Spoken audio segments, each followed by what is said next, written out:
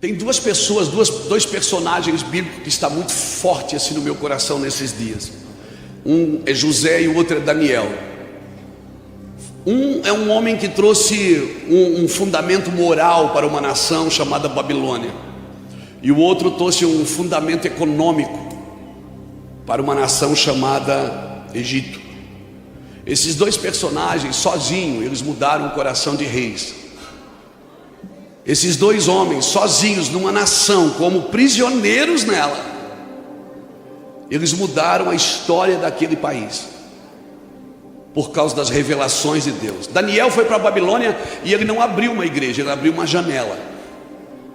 Ele abriu uma janela para um lugar de promessa. E todas as vezes que o cenário ficava hostil aonde ele estava, ele abria a sua janela e ia adorar o seu Deus, no meio de um estado, de um cenário hostil.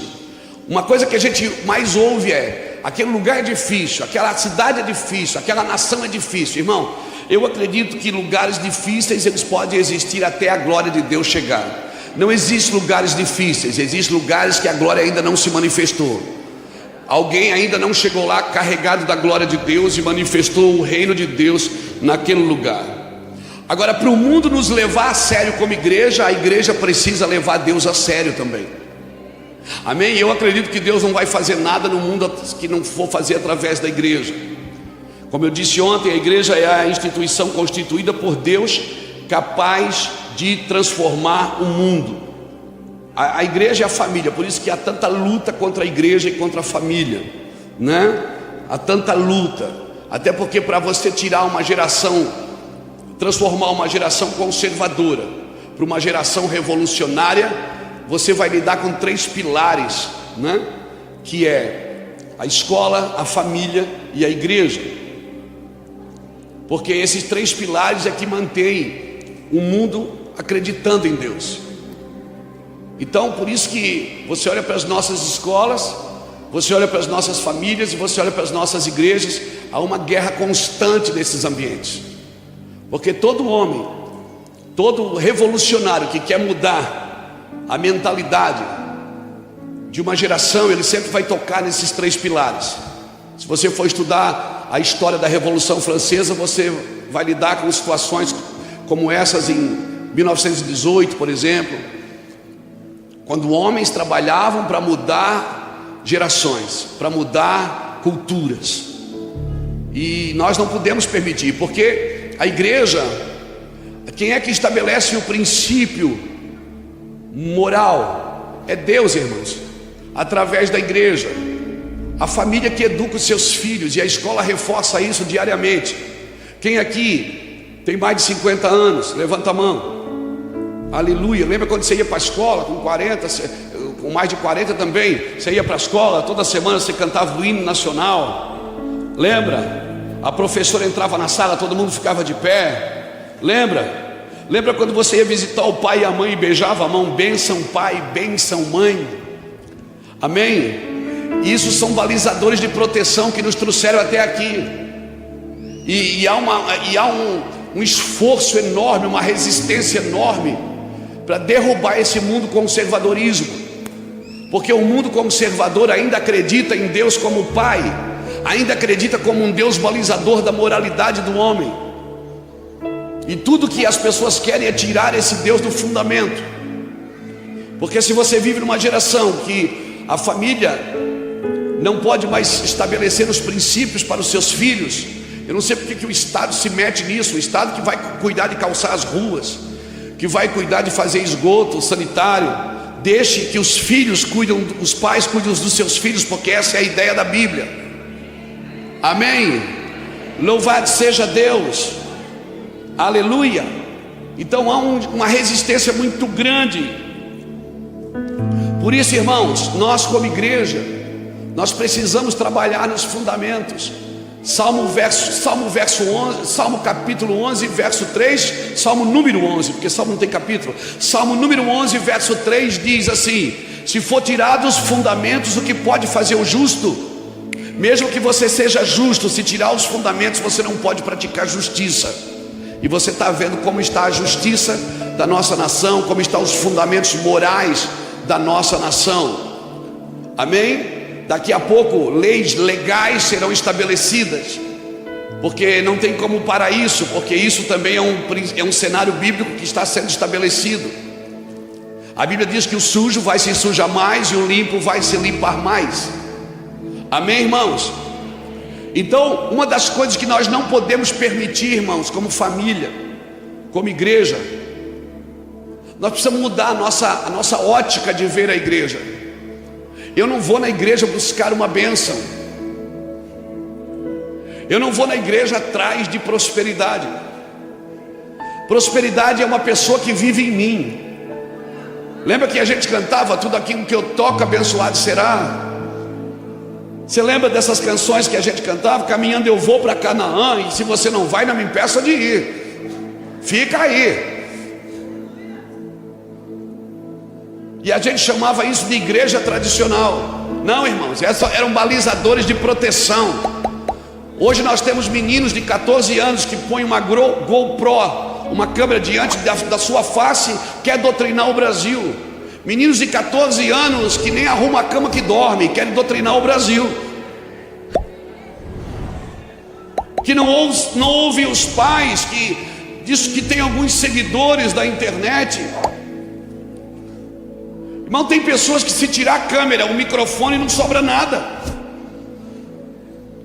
Oxalá, glória a Deus pelo seu sucesso, mas o seu sucesso não é balizador de proteção. É aquilo que você acredita. Irmão, você lembra quando o povo foi levado cativo para a Babilônia? Você lembra das histórias bíblicas? 10 tribos foram levadas para a Babilônia e somente 50 mil pessoas voltaram. Por quê? Porque na Babilônia eles aprenderam uma coisa e desaprenderam outra. Quando chegaram no cativeiro em Babilônia, eles precisavam adorar o seu Deus, e o rei de Babilônia então permitiu que eles construíssem as sinagogas. Você sabia que a sinagoga nasceu em Babilônia? Porque em Israel eles adoravam no templo, não precisava sinagoga, porque tinha o templo. Todos os anos todo mundo tinha que ir ao templo. Mas quando foram levar os cativos para a Babilônia, não tinha mais templo. Os anciões pediram permissão ao rei de Babilônia. O rei de Babilônia permitiu construir as sinagogas.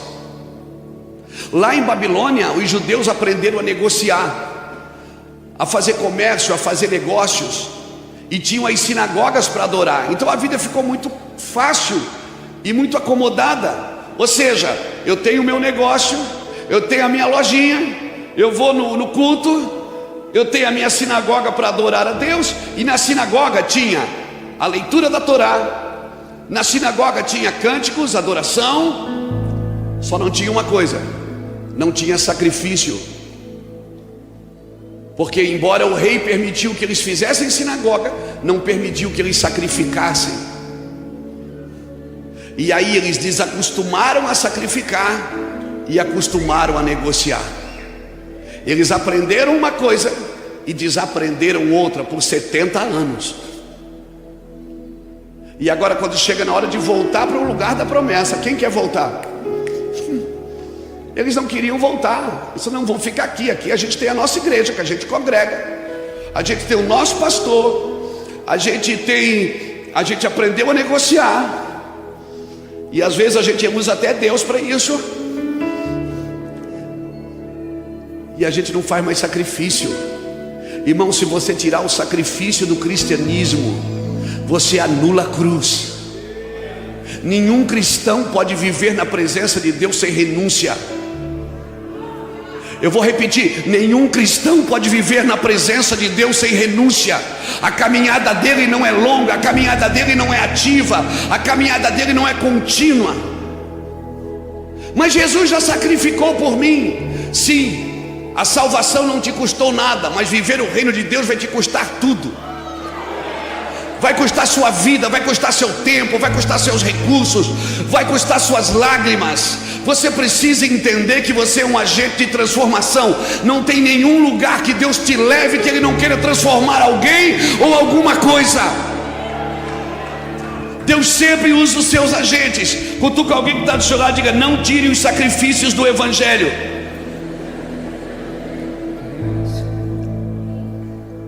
Irmãos, a escola do sacrifício ainda é a única capaz de produzir em mim a humildade de Cristo. Eu vou repetir: a escola do sacrifício é a única escola capaz de produzir em mim a humildade de Cristo. Isso está me aperfeiçoando. Renúncia. Nós só falamos de conquista, mas não falamos de renúncia. Amém? Se tirar os sacrifícios do Evangelho, eu vou colocar no piloto automático. E aí eu vou escolher quem ouvir, eu vou escolher o que cantar, eu vou escolher o que fazer. Eu que estou sempre escolhendo tudo. Deus já não dirige mais a minha vida. E sabe que quanto mais popular você se torna, mais forte você se sente. Quanto mais popular você se torna, quanto mais conhecido você se torna, mais forte você se sente. E sutilmente você vai se tornando vulnerável a algumas coisas. Eu queria que você abrisse a sua Bíblia comigo, para não ficar só nas minhas palavras. Em Êxodo capítulo 19, no terceiro mês da saída dos filhos de Israel da terra do Egito, nesse mesmo dia chegaram ao deserto do Sinai.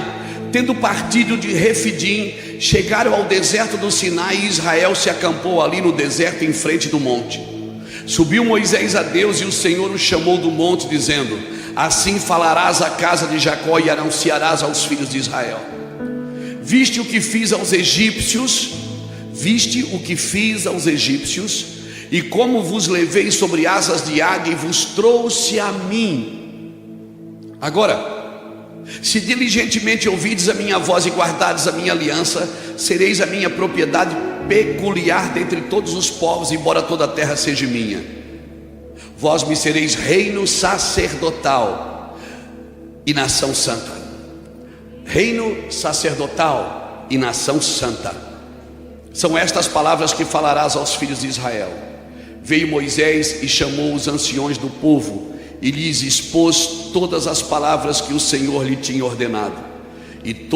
Então todo o povo respondeu em uma só voz: tudo que o Senhor falou, faremos.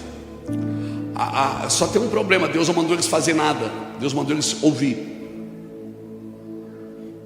O problema é que a gente está sempre querendo fazer sem ouvir.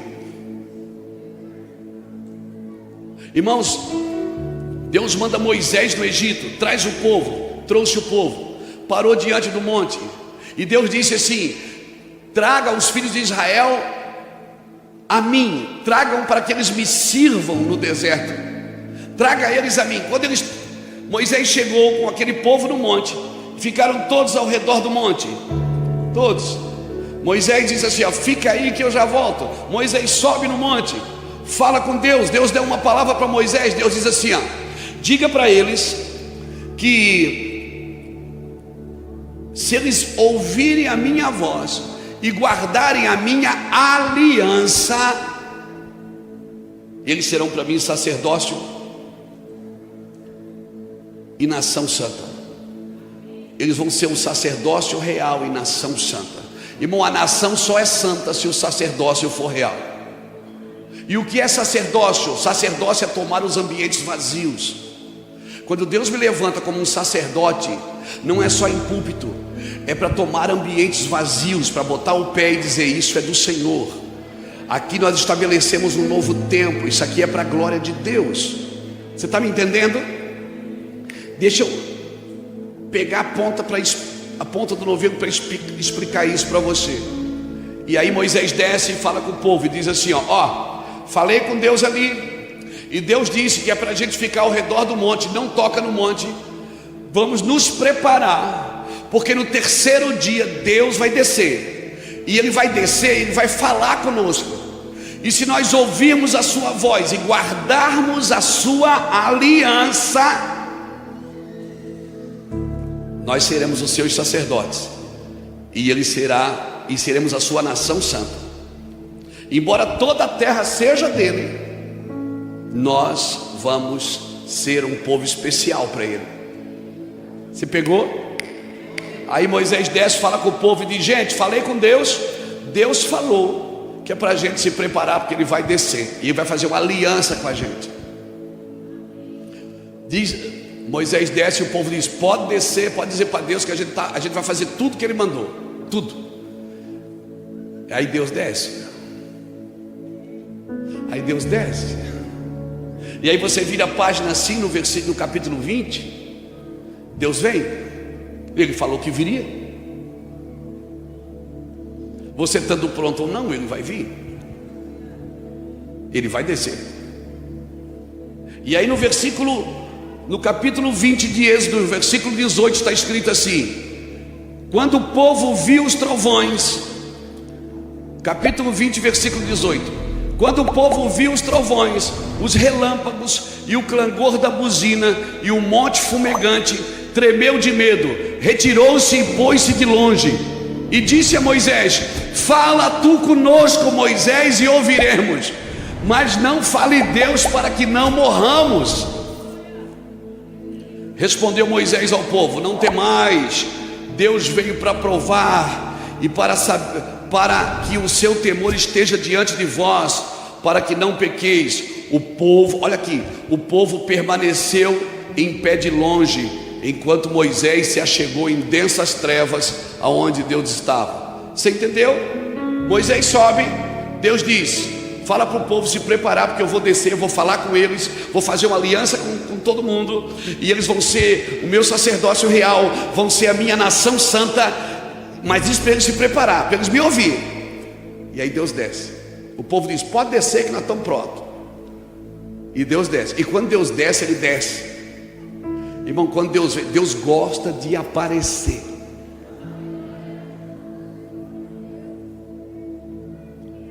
A gente costuma dizer Deus de mistério, mas eu acho que ele é Deus de revelação.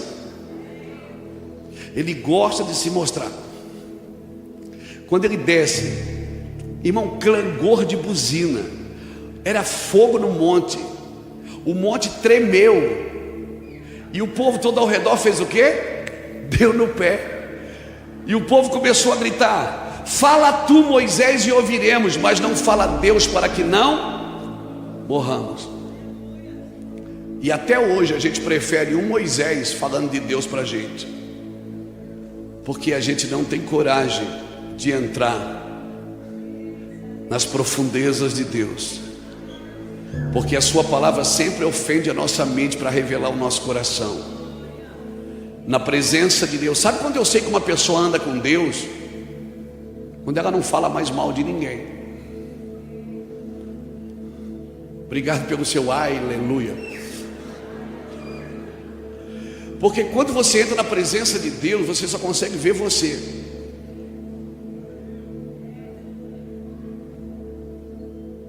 O povo saiu correndo. Aquele povo que diz: pode descer que a gente está pronto, está preparado. Está preparado. A gente quer falar, a gente quer ouvir o Senhor. Moisés disse: Deus, pode vir que o povo está pronto. O povo fez uma campanha agora, está todo mundo legal, jejuou, aleluia. E Deus desceu. Quando Deus desceu, o povo deu no pé. E o povo disse assim: Moisés, fala tu e ouviremos, mas não fale Deus, para que não. Exatamente o que acontece quando é Deus quem fala com você. Quando é Deus quem fala com você, você quer morrer. Você não quer outra coisa, você não quer mais nada. As ambições caem por terra, toda a altivez cai por terra. O orgulho então ele desaparece, irmão. Ele é queimado. Porque quando Deus fala, ele queima. Amém, irmãos? Ele queima, ele queima. O Senhor está queimando. E aí Moisés ficou no meio. Moisés ficou no átrio, dizendo: Deus, segura a onda aí, que o povo vai te ouvir já. E o povo dizia: Moisés, nós não queremos ouvir não. Fala para Deus que nós queremos ouvir você. E até hoje a gente prefere que alguém ponha a mão na nossa cabeça e fale de Deus para a gente. Fala tu, Luiz Hermínio, e eu ouço. Mas não fale Deus para que eu não morra. Aí Deus diz: deixa, Moisés, deixa eles. Eles não querem. Sobe aqui que já que eles não querem me ouvir, eu vou ter que escrever para que eles entendam o que eu quero. E aí Moisés sobe e traz os mandamentos. Aí Moisés sobe. Deus disse: vamos escrever então, já que o povo não quer ouvir. Não matarás, não roubarás, não. Aí Moisés desce.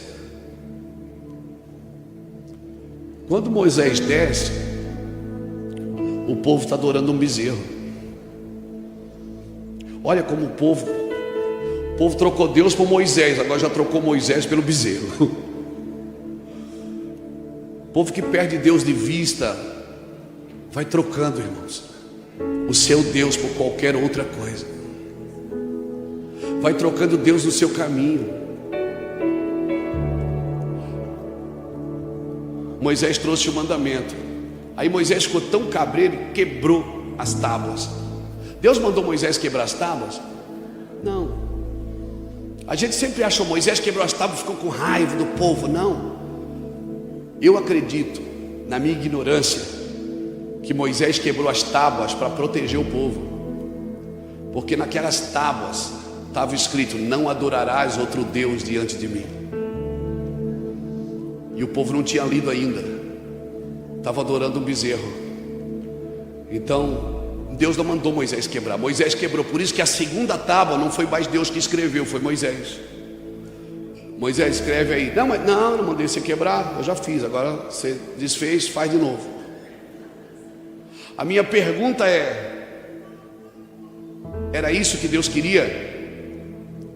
O que Deus queria era mandamento ou era aliança? Então onde é que nasceu o mandamento? Na quebra da aliança. Onde é que o mandamento é forte? Onde a aliança é fraca. Eu pergunto: Deus é um Deus de mandamento ou de relacionamento? Onde é que a regra é forte? Aonde o relacionamento é fraco. Filho obediente precisa de regra? Precisa de horário para chegar em casa? Não, porque ele é obediente. O que te protege não é o mandamento, é a aliança.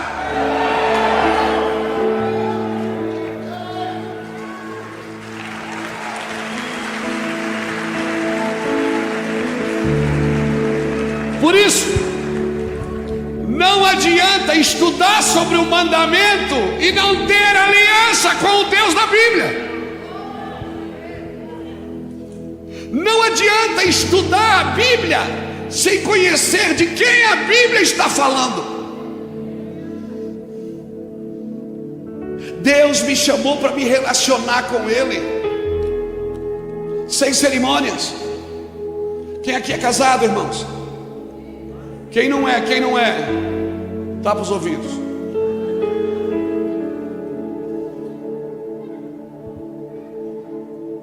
Eu vou para minha casa essa noite. Eu vou chegar em casa amanhã ao meio-dia. Quando eu estou com a minha esposa na intimidade, eu não pego o esboço de dentro da Bíblia e digo: a paz do Senhor, minha irmã, nesta noite Deus vai te dar vitória. Não tem mandamento, irmão. Não tem religiosidade, não tem cerimônia. A gente criou muitos atributos para chegar a Deus.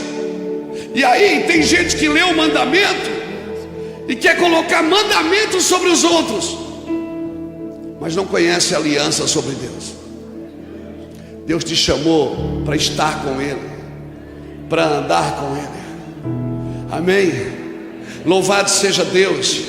Sem cerimônia, irmão. Quantas vezes eu dobrei meu joelho para orar e dizia assim: Deus poderoso! E Deus dizia: baixa a bola, que eu te conheço, baixa. Vamos conversar. Vamos conversar.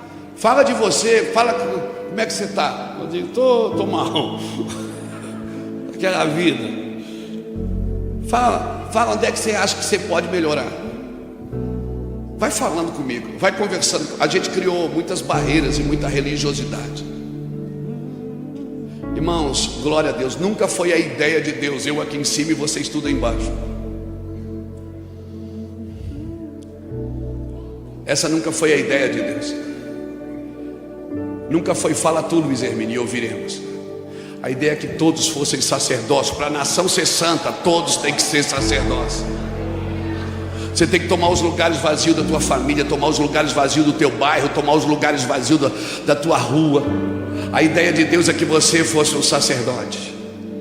Amém? A ideia de Deus fosse que você fosse um sacerdote, não um pedinte, não um dependente. A ideia de Deus original é: eu vou fazer uma aliança com você, e você vai ser o meu sacerdócio real e uma nação santa. Eu tenho uma aliança com você. Mas não, a gente tem medo do inusitado, a gente tem medo de entrar em lugares profundos na presença de Deus. Então é muito melhor que alguém fale de Deus para mim, é muito melhor que alguém ore por mim, é muito melhor que alguém fale o que é para fazer do que eu entrar na presença de Deus.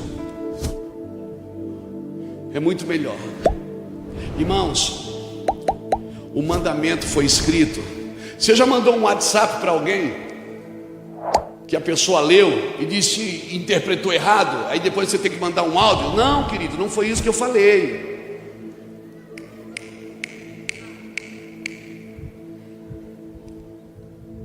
Isso aqui sem voz,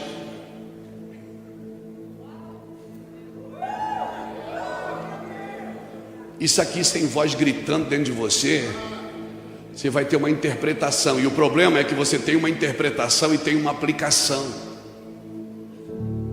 E aí você começa a trazer jugo para as pessoas. Era muito melhor que você falasse sobre aliança do que trazer jugo sobre as pessoas quando você ainda não entendeu sobre aliança. Você precisa ouvir o que o Pai está dizendo. Isso aqui é letra morta sem a presença de Deus, irmãos. Nunca foi a ideia de Deus escrever para mim: ouve Israel, o Senhor. Essa sempre foi a ideia. Essa sempre foi a ideia.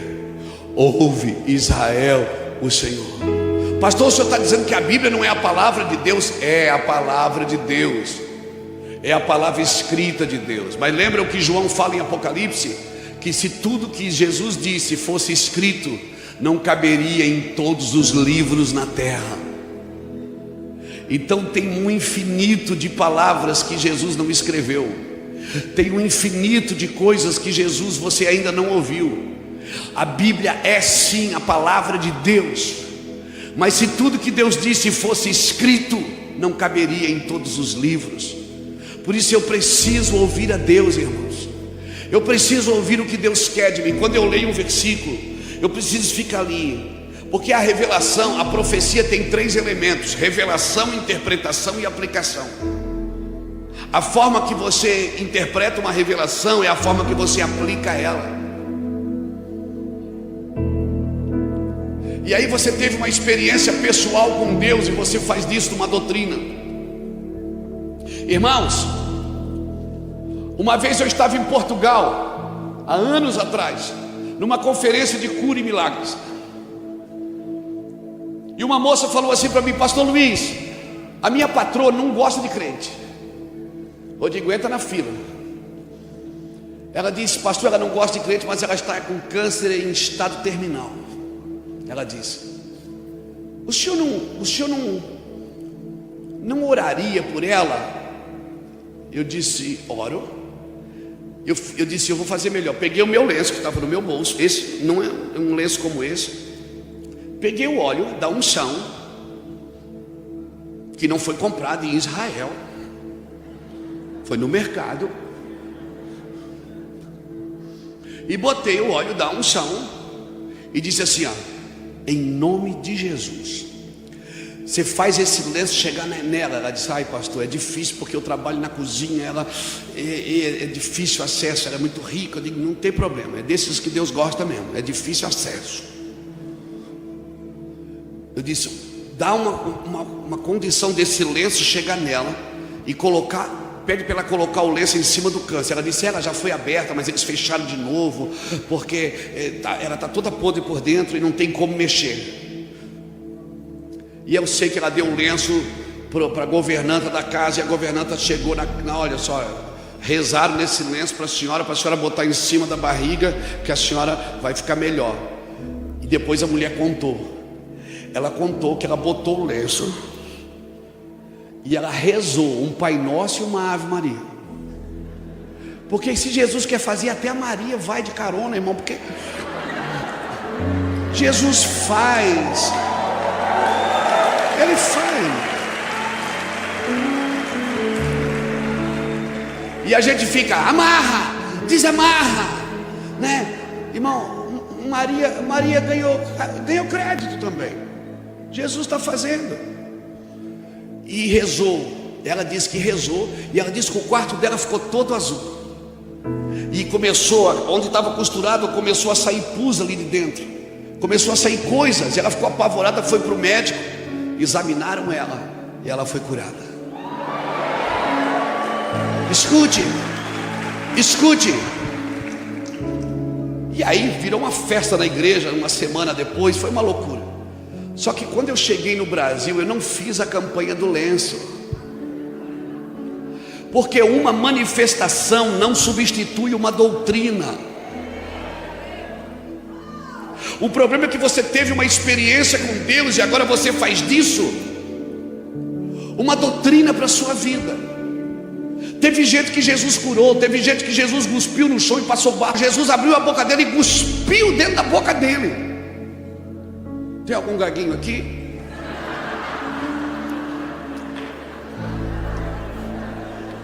Eu sigo os passos do meu mestre. Você está me entendendo? Teve gente que Jesus curou, teve gente que Jesus não curou. O problema é que nós não adoramos mais a Cristo, nós adoramos a adoração. Nós adoramos a música, nós adoramos o cantor, nós adoramos o pregador, nós adoramos o lenço, nós adoramos tudo, irmãos, tudo que substitui Ele, mas nada pode substituí-lo. Ele é Deus.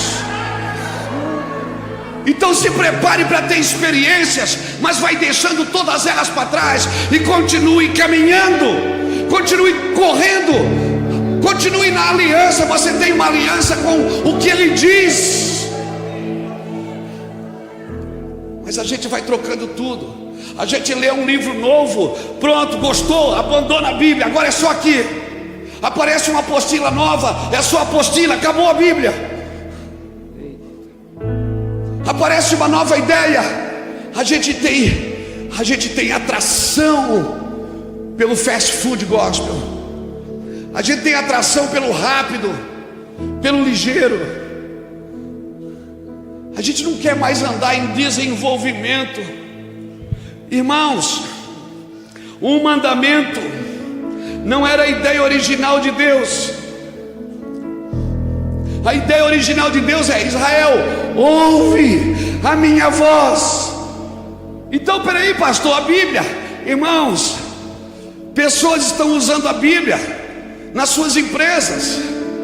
Gandhi começou os seus discursos na Índia usando o Sermão da Montanha. Muitas pessoas usam a Bíblia para todos os seus fins, citam versículos isolados, texto sem contexto, como pretexto para botar o povo no cabresto. Mas Deus quer falar com você. Ele quer que você entre no seu quarto e leia até aquilo ficar sacramentado dentro de você. Leia até você não entender, leia até você ficar doido, leia. Mas Ele vai falar sobre aquilo com você, você pode ter certeza. Se você estiver disposto a ouvir, Deus está disposto a falar. Agora se prepare, porque sempre que Ele fala, não é exatamente o que você gosta de ouvir. Às vezes você gosta de ler, mas não gosta de ouvir. E como é que você sabe que foi Deus que falou? Porque na maioria das vezes não tem nada a ver com o que eu quero ouvir. O Os teus caminhos não são como os meus caminhos, nem os teus pensamentos são como os meus pensamentos. Os meus caminhos são mais altos que os seus caminhos, e os meus pensamentos mais altos que os seus pensamentos. Olha, irmãos, eu vou falar uma coisa para você. Saltou agora aqui no meu espírito e eu vou falar. Eu não tenho pena de Jonas. O meu trabalho é devolvê-lo para o propósito. Então, Jonas, não adianta fazer carinha feia. Eu quero te jogar na água nessa noite. Amém? Não tenha pena de Jonas. Se você vê Jonas pegando o caminho errado, você tem que jogar ele na água. Não tenha pena dele. Aleluia, aleluia. Louvado seja Deus. E aí? E agora nós temos um mandamento.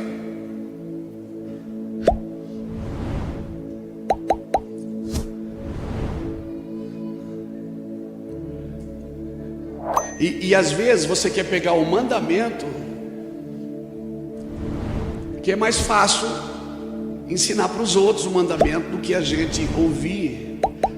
Por isso que Jesus fazia alguma coisa, eles diziam: mas está escrito. Jesus estava falando e eles dizendo: mas está escrito. Ainda bem que Jeremias profetizou no capítulo 31 e versículo 31.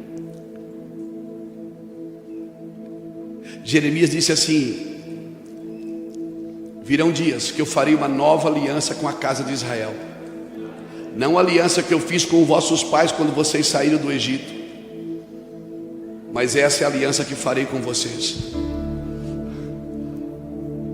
Colocarei no vosso interior a minha lei, e ninguém mais ensinará o teu próximo, porque todos me conhecerão, desde o maior até o menor. Aí apareceu Jesus, o Nazareno, o filho da irmã Maria, o surfista da Galileia, aquele que anda sobre as águas, o cabeludo.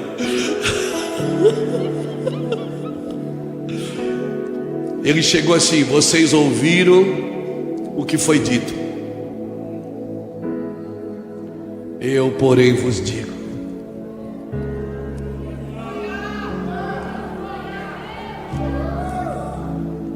Jesus disse: ouviram o que foi dito? Não matarás. Eu porém vos digo, se você falar mal do teu irmão, você já o matou. Ouviste o que foi dito? Está aqui, no mandamento, está aqui. Ouviste o que foi dito? Não adulterarás.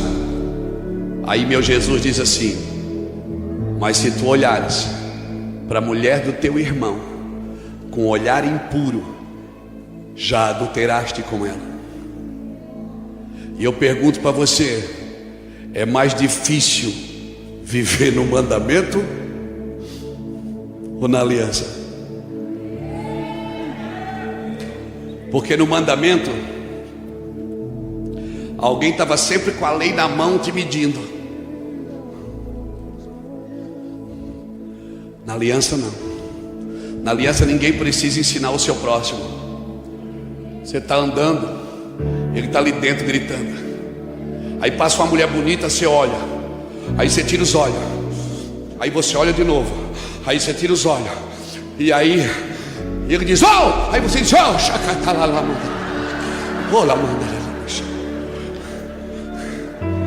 não tem ninguém mais te medindo, porque ele habita em vós e está convosco. Ele habita em você. Ninguém mais precisa enfiar o dedo no seu nariz, porque se ele habita mesmo em você, ele tem seus olhos, ele tem seus ouvidos, ele tem a sua mente, ele tem seus pensamentos, ele tem seus sentimentos. Ei, bendize a minha alma ao Senhor e tudo que é em mim.